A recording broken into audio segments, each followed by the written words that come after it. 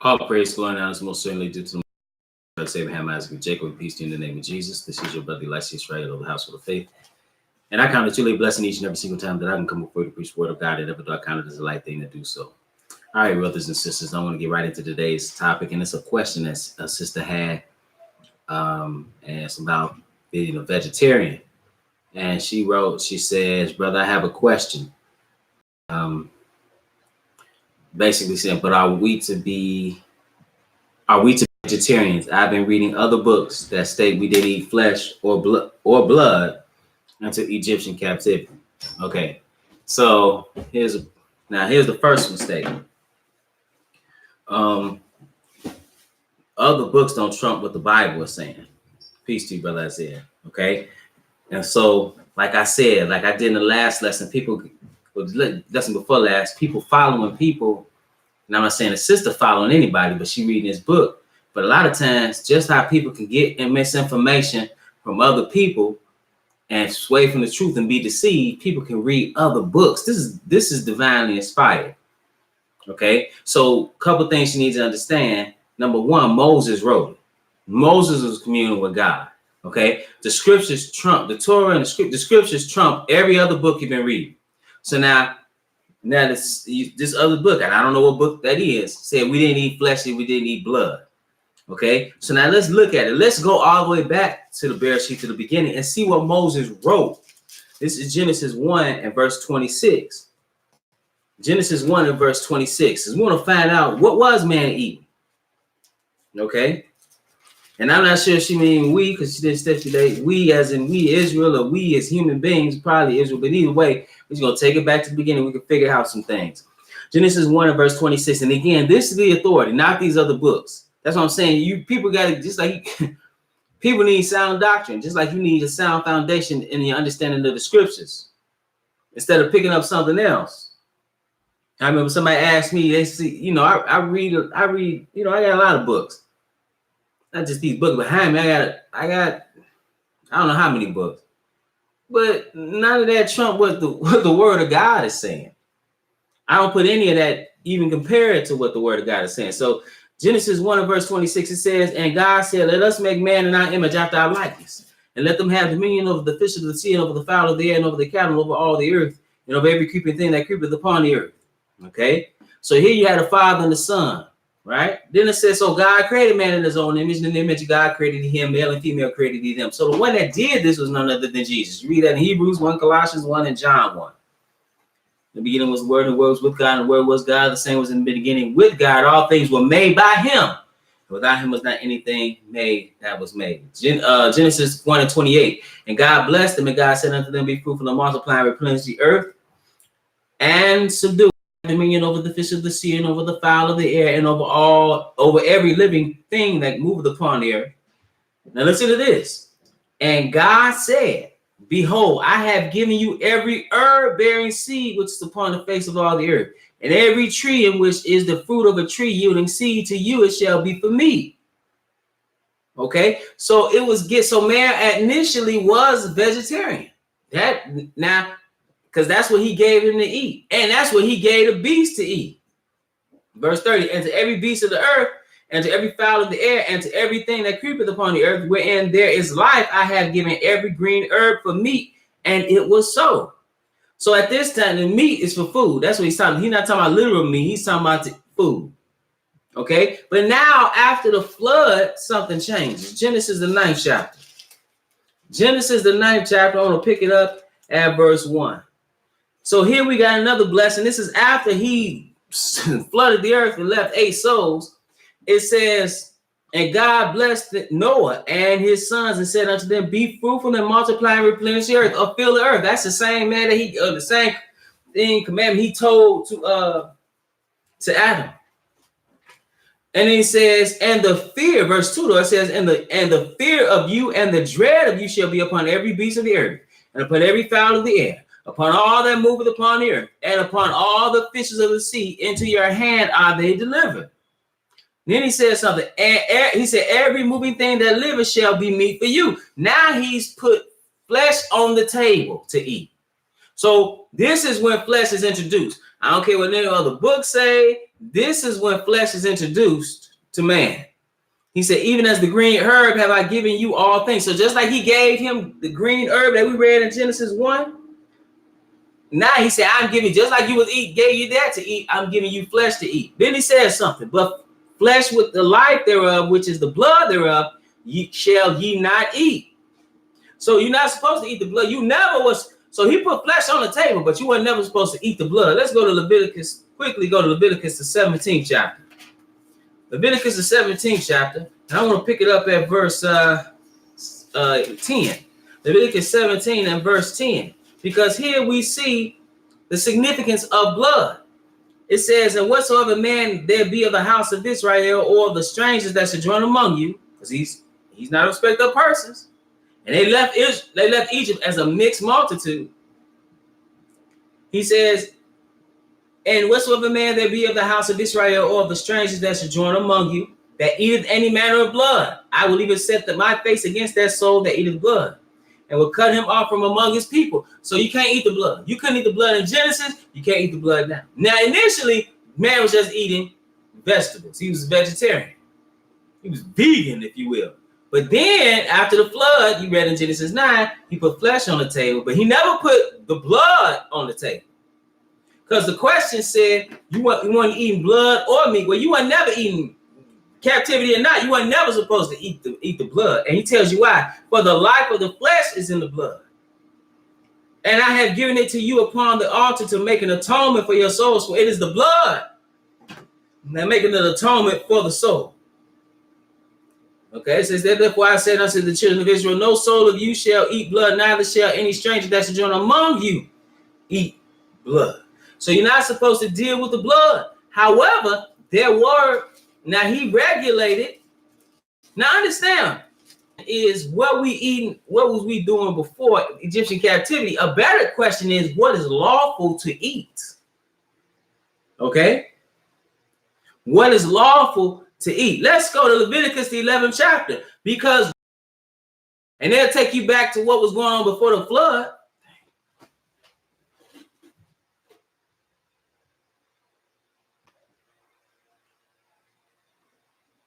They'll take you back to what was going on before the flood.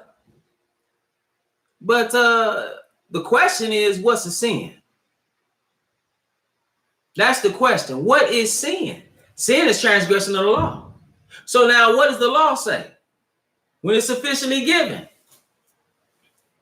He says in 11 and 1, and the Lord spake unto Moses and to Aaron,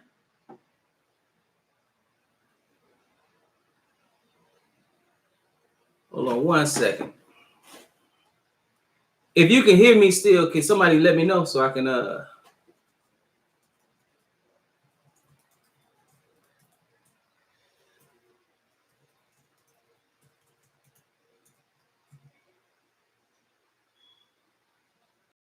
I know my connection just acted a little funny.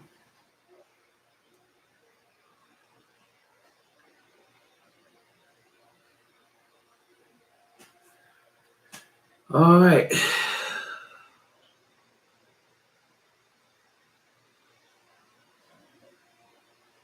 All right, cool. Thank you, brother. So appreciate it. So in verse 1, 11 and 1, Leviticus 11 and 1, thank you. 11 and 1, it says, and the Lord spake unto Moses and to Aaron, saying unto them, speak unto the children of Israel, saying, these are the beasts which ye shall eat among all the beasts that are on the earth. Whatsoever part of the hoof and is cloven footed and cheweth the cud among the beasts, that shall ye eat. Okay? So among the beasts, it had to chew the cud and it had to be cloven footed. Okay? Now, we should understand that they understood, because when you read closely, thank you. Oh, it's in and out. Okay.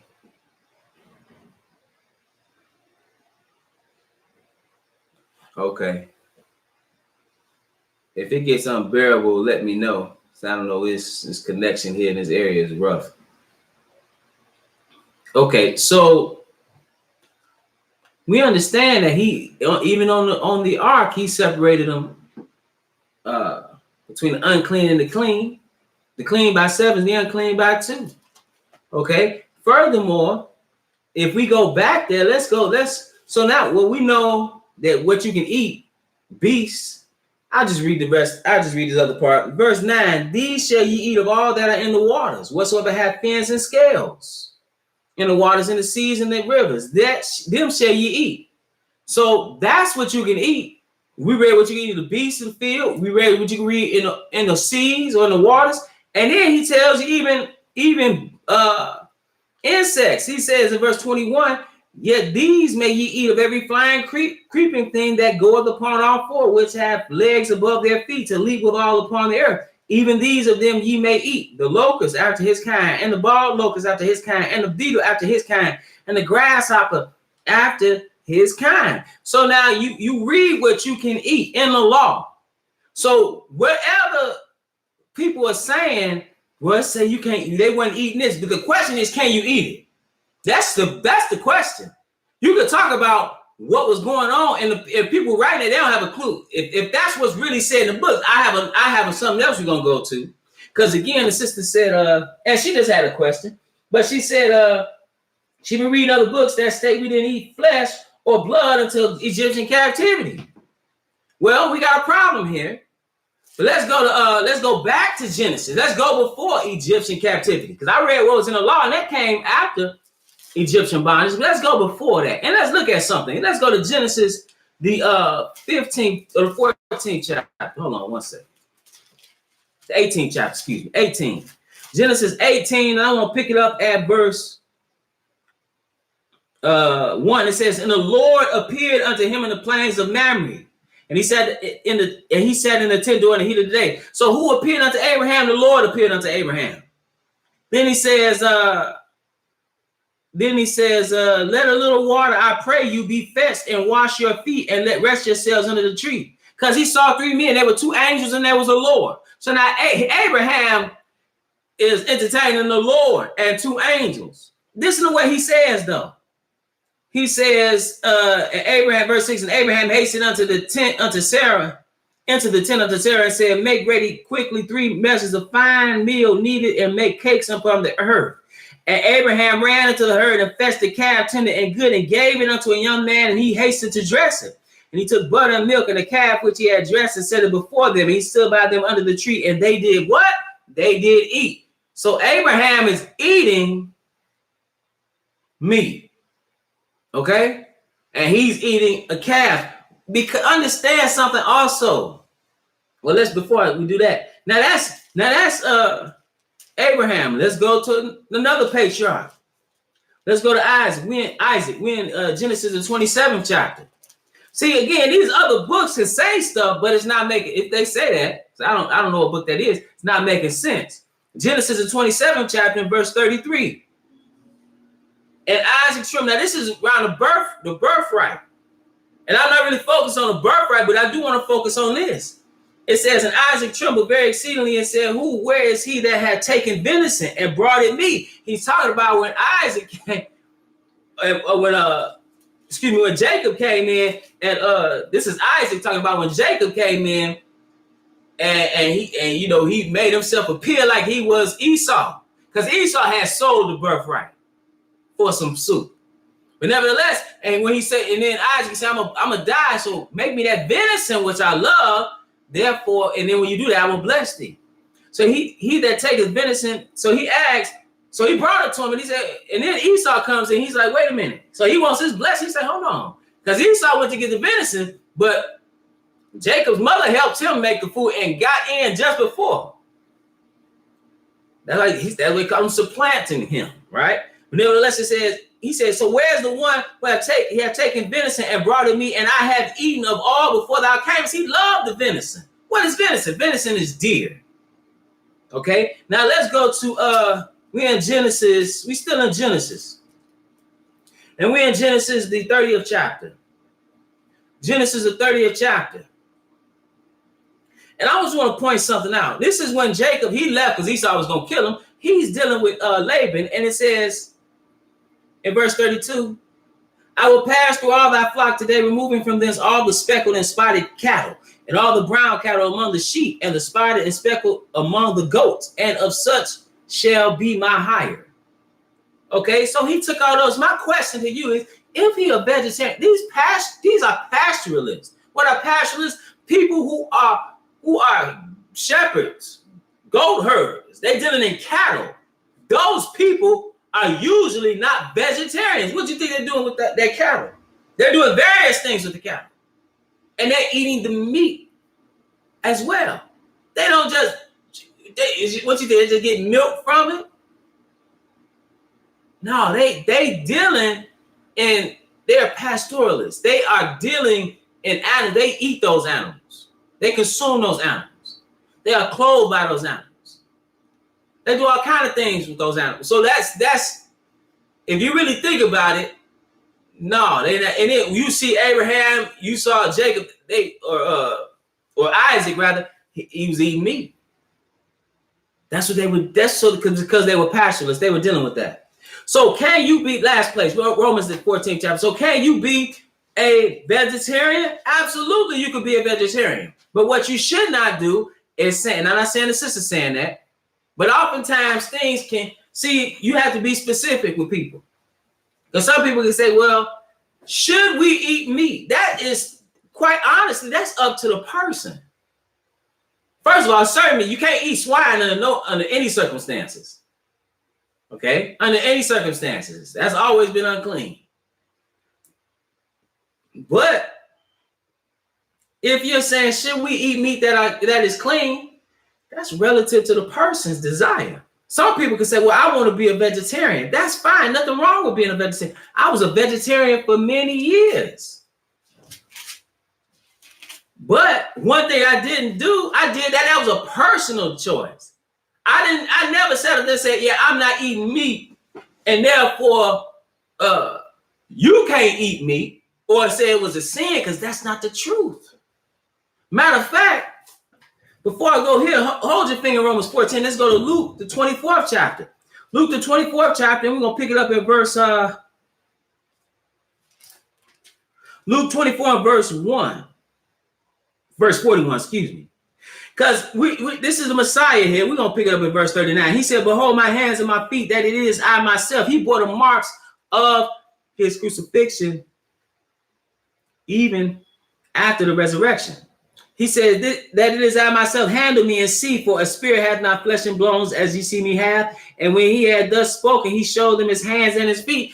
He was showing them proof of who he was. Okay, but his body had no limits. Nevertheless, it said, and while they yet believed not for joy and wondered, he said unto them, listen to what he said, have ye here any meat? Now you got the Messiah eating meat, and they gave him a piece of a broiled fish and of a honeycomb. They gave him some fish. And I bet you the fish had fins and scales. Why? Because that's what was in the law. That's what they were dealing with. They were fishermen. So you think about it, they were fishermen. You think they eat the fish? That was a large part of their diet. Just like before them, they were pastoralists. They dealing with the goat, with the herd. You don't think they were eating that? So he asked them for meat, and they gave him fish. And it said, verse 43, and he took it and did eat before them. Now he ate just like he ate here. This is the same one, what we call Jesus, who ate with Abraham. The same one. So he ate of the herd of Abraham, and then he appeared before some of his followers. And what did he do? He ate some fish. It seemed like some people eating some meat. It seemed like he eating some meat. So in verse, I want to go to Romans, the 14th chapter. But if you want to be a vegetarian, that's perfectly fine. Nothing wrong with it. You see an example of that. It was expedient to do at the time. You see it in the book of Daniel. When they were vegetarian, they ate beans. They ate vegetables, because they didn't want to defile themselves with the king's meat. And they just drank water and ate the vegetables. Nothing wrong with that, if that's what you want to do. But you don't have to put, I've seen, and and for certain instances it's healthy. I saw a doctor talking about how somebody was reversing the blockage in their arteries through being a vegetarian, cutting out the meat. I mean, you can talk about what's healthy to do, talk about having a plant-based diet, having things in moderation. That's wise to do. But to sit there and say you can't eat meat, it's not a sin to eat meat if it's clean. Clearly. You could say, you could say what's wise to do. You could say, hey, listen, look at the food. First of all, the food has been destroyed. But that's neither here nor there. Even with that, again, the question should be what's sin. And another thing, you shouldn't put any book above what you read. And see, when you read closely this book and get a foundation, you start to see the foolishness and other things that are talking about the word of God, that claim to be the truth, and that are talking about any and everything. This gives you insight. Get a focus and get an understanding of this before you get in some other book. Because if you can't understand basic things like what you're supposed to eat, you don't need to be dealing with those other books like that. It's okay. You read a play or a novel or something like that. But when you're talking about getting some understanding of what thus saith the Lord, stick with the scriptures. Stick with the Bible. Romans, the 14th chapter, verse 1. He said, him that is weak in the faith receive ye, but not to doubtful disputations. For one believeth that he may eat all things, another who is weak eateth herbs. So now you got them people debating over what you can eat. He said, let not him that eateth despise him that eateth not, and let not him which eateth not judge him that eateth, for God hath received him. See, certain things are not salvation issues. You got people, some sects of Seventh-day Adventists say that you're not supposed to eat any meat. The Bible don't say that you can't eat meat. He clearly regulated the meats that you can eat. And let me say this, it's a lot of unhealthy, if you want to talk about health, it's a lot of unhealthy people that do not eat meat. Well, they say you sit up there eating French fries. That's not meat, but they sit up there and eat a ton of French fries, eating food, that's technically not meat, but they're not healthy. And then there are people that eat meat, that eat clean, and they live long lives. So you can't, that's all relative. And with that, brothers and sisters, we got the Household of Faith meet every Sabbath at 5925 West 25th Avenue in Gary, Indiana at 1 p.m. Central Standard Time. We live stream right here on the Israel Teach YouTube channel, as well as at www.israelteach.org. If you've been edified through the ministry, you can leave a donation at our website. Again, that's www.israelteach.org. You can do that through PayPal. 100% of the proceeds go to the work of the ministry, not in our pockets. The priests don't get paid. And with that, brothers and sisters, peace to you, Brother Isaiah. It's good to see you there, brother. And with that, I want to say it's always my prayer that you were edified. And thanks for your help. Everybody that was helping me with, because I know, again, I pay the bill. It just, it's a bad area. I thank you for your time.